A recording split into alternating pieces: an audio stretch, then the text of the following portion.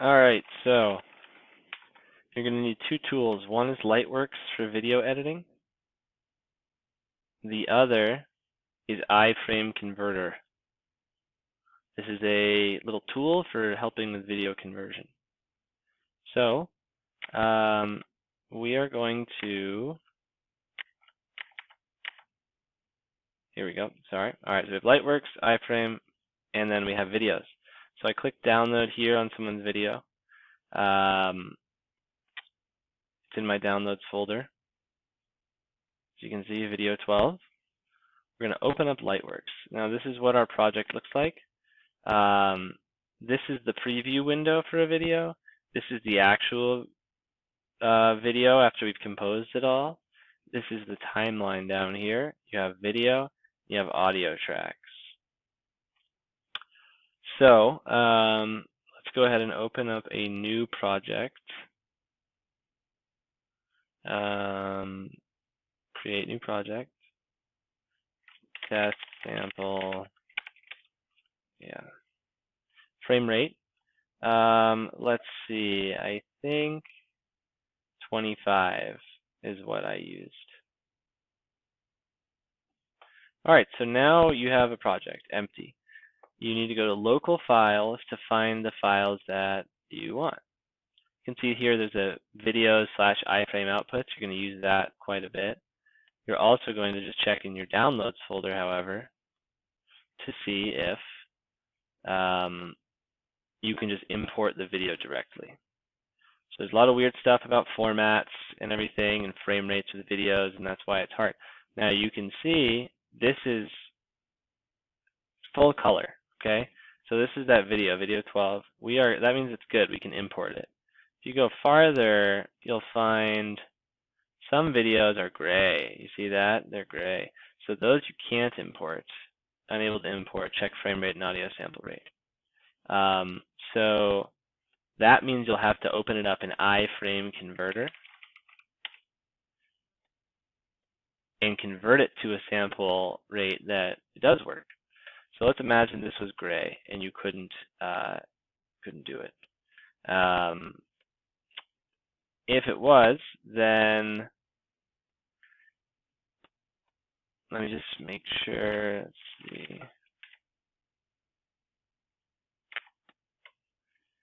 If it was gray, that means we have to go to iframe converter. Here it is. File, open file. And we would find video 12, open it. There we go. And you can see here frame rate 24. That's pretty close to 25. I think that's why it doesn't have a problem with the file. But you would right click in that rate box, switch it to 25, okay, and then convert, and that's it. Then you would go to your iframe, you go to users, yourself, videos, iframe outputs, and you would see video 12 in here after being converted, and that would be all good. And you would then import it there. All right, so how do we actually import? Let's use this one as an example. We're going to double click. Now it's imported. Great.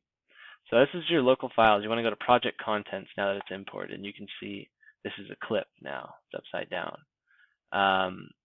So this is kind of your processing and your pre-processing place. Up here, we're in the log.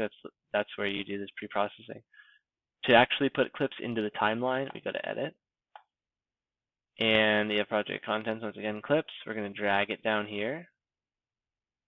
And there you go. Good, good, good. And so now there's a couple things you need to know. We're going to put a clip in here. And then for any editing or for any rotating or resizing, we have to use an effect. So VFX, effects, right? Virtual effects, maybe, I don't know. You go here, you go to this add a new effect, and then you category text. No, we don't want text. We want DVE, digital video editing, DVE. This is very important. 2D DVE is how you adjust image size, position, and opacity. So you can see here, it has the clips. So you're going to drag these things onto the clips. Now we can change position. We can change scale. And, oh, excuse me, there's no rotation. So we actually need to use 3D DVE for rotation. Here we go. Let's see, 180. There you go, Z-axis rotation, done. And you can do this position and the scale things we talked about. I think scale is in the 2D DVE. So you can't actually have both on it at once. See here, regular DVE, 3D DVE. So the scale, you go to master 0.5, and then that would be your video. So yeah.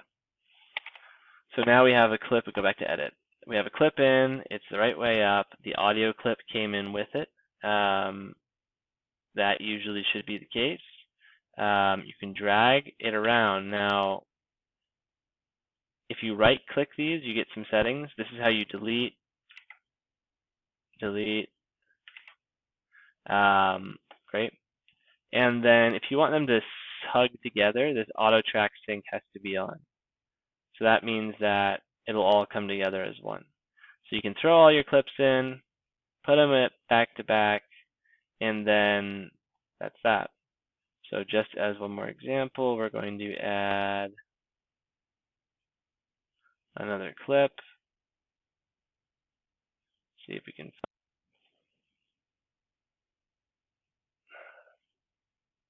Here's one, imported, project contents. Here we go, same thing. So now they're back to back. Now, next important thing is cutting videos. So there's these very important buttons here. Add an in marker, add an out marker. This is how you mark sections of the clip. Let's say this last part was not good. Right here on, you can add an in, and now it'll run. You don't want any of this. No. Great. Pause. Add an out. That area now is marked. And then what you'll use is this delete thing with those arrows together. That means it pushes them together after deleting. So we're going to delete that chunk. Everything in that gets deleted, and everything goes together. You see how that works. Go again. There you go. Good. Now, let's say you wanted to move them all together. So you see how I just moved that. You can use Control-Z a lot, by the way. It's not moving together. It overrides that. That's not good. So use those blue things again. Go in. You can put it out here, out. These are all selected now, and you can grab the whole thing and move it together. Okay? And then this one takes away the marks entirely, the middle one. All right?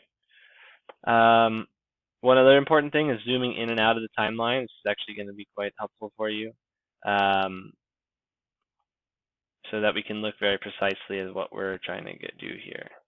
So just zoom in super far on your, it zooms in on your red thing. So when you want to make sure, let's say you're out here, you want to make sure you grab the exact end of this, because sometimes it's annoying and doesn't. Just hit zoom in and zoom in super close. Looks like we did. It might have actually been there or something, or there, and you didn't know. So then you can zoom out pretty far again. All right, audio, same thing. Here's an MP3, import. This is a song. We're going to take this, we're going to go here, and now we have music alongside the video. Great. Another concept is this. Let's say you wanted to cut more out of this video. This last part's not good either. So we're going to do what we did before. But if you did mark in, mark out, and cut, watch what happens to the audio. It gets cut as well. So that won't sound good. The song will skip. So what you want to do is disable tracks that you don't want to cut. You can do that by clicking on them. So now it's gray. It's not going to cut. You go here, and it moves it in. Great. That's pretty good.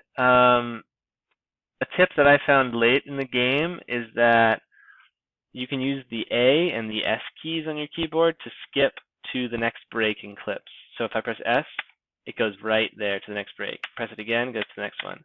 So the pros on YouTube are just always using A and S to go to their next clips and that kind of thing.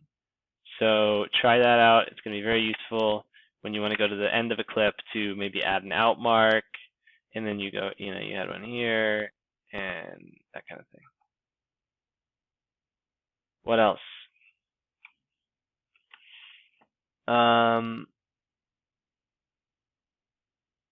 I think that's gonna do the job. So let me know if you have any questions.